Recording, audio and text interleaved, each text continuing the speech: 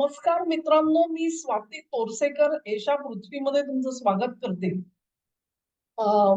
22 November रोजी श्री राजनाथ सिंग आपले संरक्षण मंत्री यांनी दिल्लीमध्ये एका सिंधी असोसिएशनच्या सिंधी समाजासमोर एक भाषण करत असताना सिंध हा कसा भारताचाच एक भाग होता, त्याची संस्कृती कशी भारताशी जुळती मिळती आहे आणि आज सीमा अशा ठरवल्या गेल्या की ज्यामुळे सिंध भारतामध्ये नाही, पण सीमा तर कधीही बदलू शकतात. सिंध पुन्हा भारतामध्ये येऊ शकतो असं जे वक्तव्य केलं, ती त्यांची विशलिस्ट म्हणजे त्यांच्या मनामध्ये असलेली इच्छा त्यांनी बोलवून दाखवली होती का भविष्यवाणी केली होती?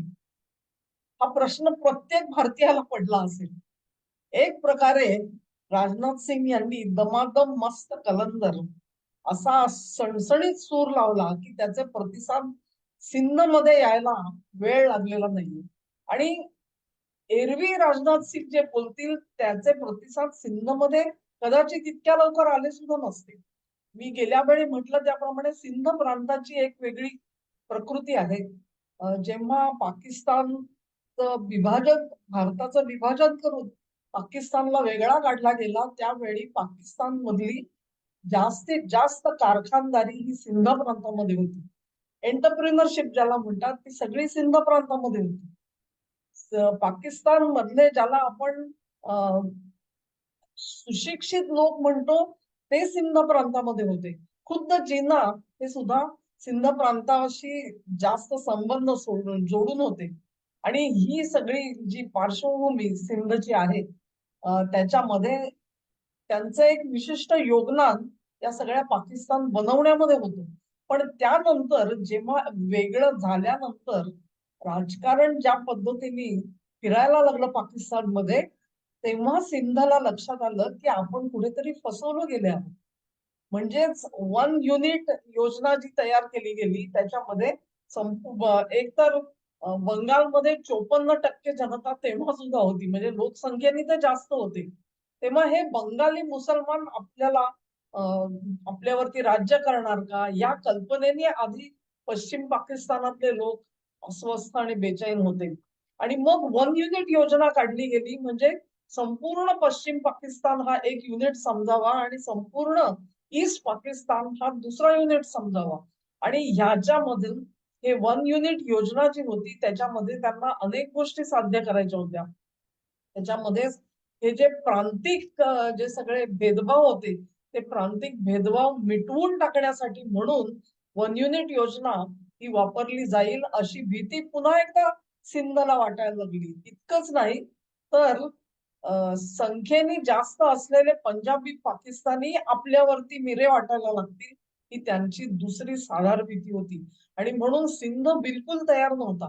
वन युनिट योजनेनुसार एकच एक उर्दू भाषा सुद्धा इथे लादली जाण्याची शक्यता होती, जी सिंधच्या लोकांना नको होती. त्यांची स्वतःची सिंधी भाषा होती. तेव्हा अशा प्रकारे आपलं वेगळेपण जपण्यासाठी सिंधचा समाज हा उत्सुक होता. कुठलाही समाज उत्सुक असतो मित्रांनो, त्याच्यामध्ये काही गैर नसतं. फक्त अशा सगळ्या ह्या ज्या अस्मिता असतात किंवा वेगळेपण असतं ते देशाच्या हिताच्या आड येऊ नये ह्याची काळजी ह्या प्रत्येक समाजाने घ्यायची असते. ती जिथे जिथे घेतली जात नाही आणि सीमारेषा ओलांडली जाते तिथे तो प्रांतिक वाद जो आहे तो आपल्या डोळ्यामध्ये सलायला लागतो. ही गोष्ट भारतासाठी सुद्धा तशीच लागू होते. आजच्या घडीला म्हणजे त्या काळामध्ये जेव्हा वन युनिट योजना आणायचा प्रयत्न झाला तेव्हा जसा सिंध हा अत्यंत अस्वस्थ होता आणि त्याचं कारण एक होतं की वन युनिट जर का लागू झालं असतं तर पाकिस्तानामध्ये लष्करशाही यायला वेळ लागला नसता.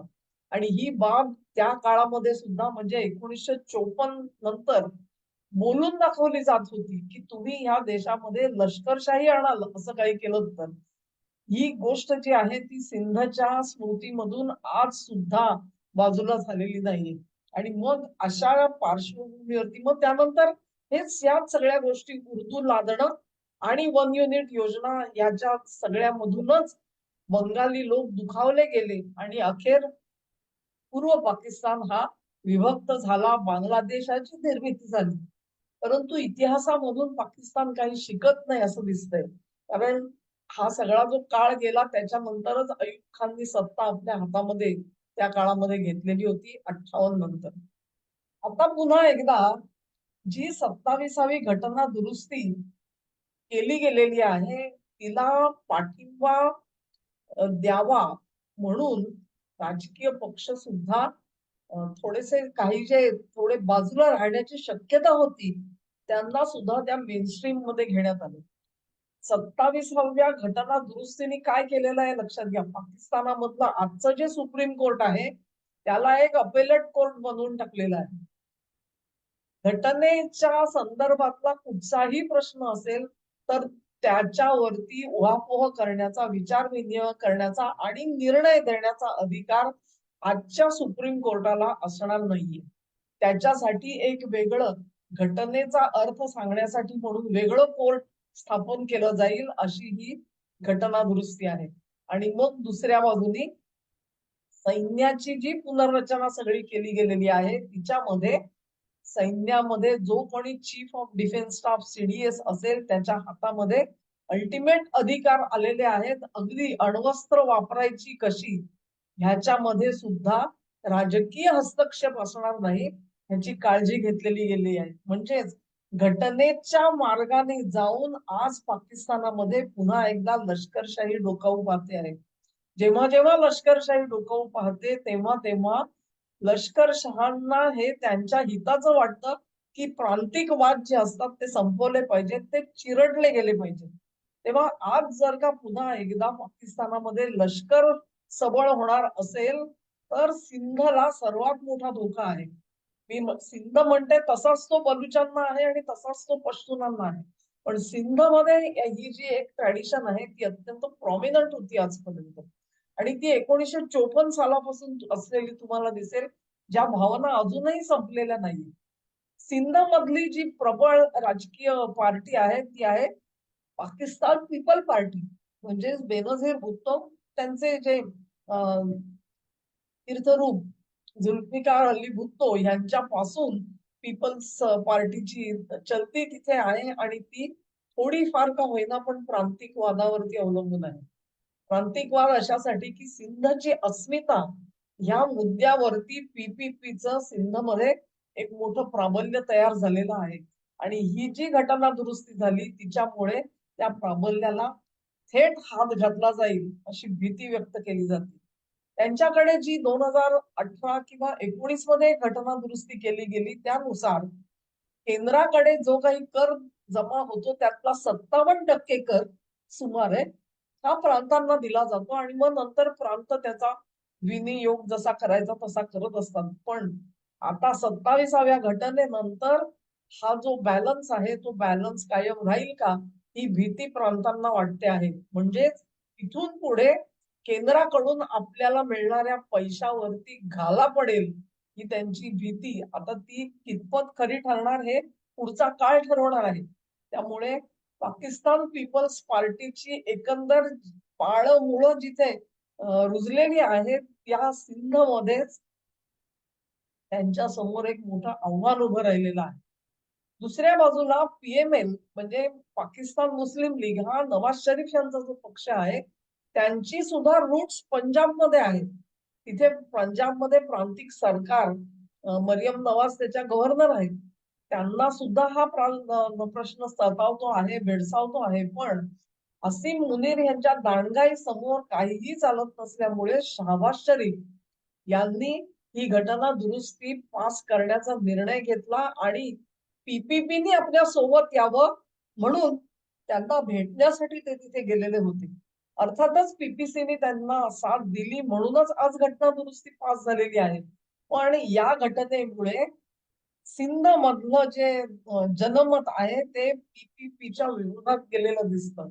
म्हणजेच आसिफ अली झरदारी असतील किंवा आजचे बेनझीर यांचे चिरंजीव बिलावल हे यांच्या विरोधामध्ये आज सिंधमध्ये प्रचंड जनमत तयार झालेलं आहे. कारण 27व्या घटना दुरुस्तीला त्यांनी आपली मान्यता दिली. आता ही परिस्थिती जी आहे म्हणजेच सिंधमध्ये आधीच असंतोष तयार झालेला आहे 27व्या घटना दुरुस्तीनंतर. त्यात जेव्हा राजनाथ सिंग यांचं दमादम मस्त कलंदर आलं त्याच्यानंतर सिंध मधले जे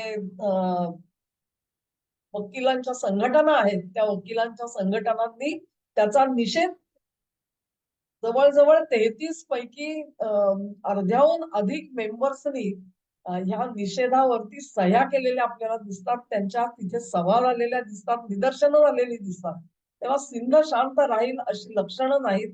सिंध मधलं जे सगळं जनमत आहे ते प्रक्षुब्ध झालेलं आहे.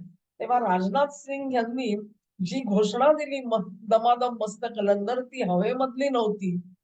27वी घटना दुरुस्ती 11 नोव्हेंबरला झाली आणि त्यानंतर 10 ते 11 दिवसामध्ये राजनाथ सिंग यांचं जर का हे वक्तव्य आलं असेल तर ते अत्यंत सूचक आहे असं मी मानते.